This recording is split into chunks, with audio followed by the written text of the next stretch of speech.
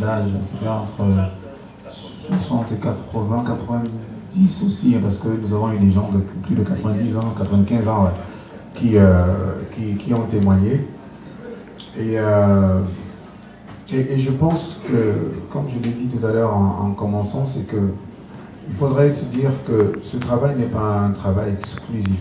C'est-à-dire que cette commission n'est pas exclusive. Moi, je souhaiterais qu'on puisse avoir une centaine de commissions qui nous permettront d'aller fouiller au plus profond, puisque de toute façon, le travail ne sera jamais complet. Et nous l'avons dit en remettant ce rapport en disant qu'il faudrait considérer cette étape comme une première étape qui va nous permettre et va nous inciter à aller plus loin, mais également une étape quelque part qui libère, qui permet la libération de la parole, puisque une fois le rapport remis, nous avons eu énormément de sollicitations de profils qui nous, aujourd'hui, sont rassurés que, ok, donc en fait, on peut parler et sans que nous puissions avoir des problèmes.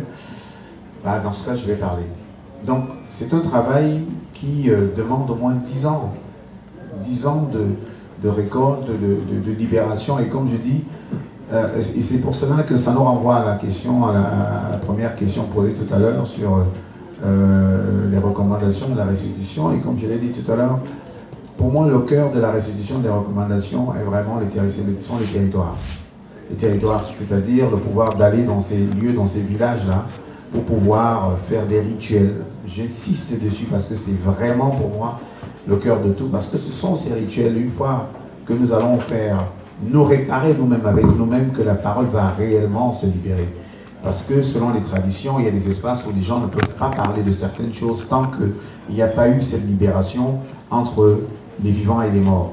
Et nous savons très bien comment se passent nos traditions, et tant que ce travail-là de reconnexion entre nous et nous-mêmes n'est pas fait, ça va être compliqué. Donc ce sera vraiment le cœur même du travail que nous allons faire, ce qui va nous permettre, quel que soit l'enclavement. Oui, c'est vrai que nous avons eu des problématiques provenant de la logistique, parce que, oui, on a des endroits où c'est très compliqué d'arriver.